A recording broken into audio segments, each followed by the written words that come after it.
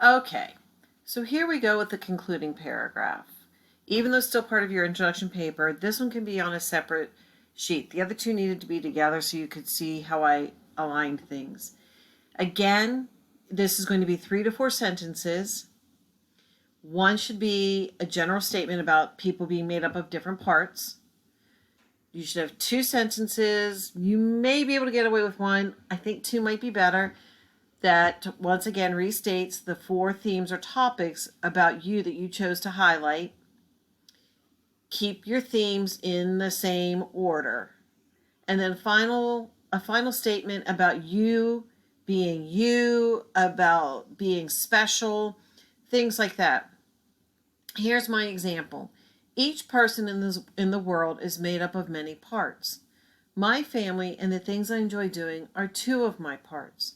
The other couple should be a couple other things that make me who I am is how I spend my summers and how much I still love Disney.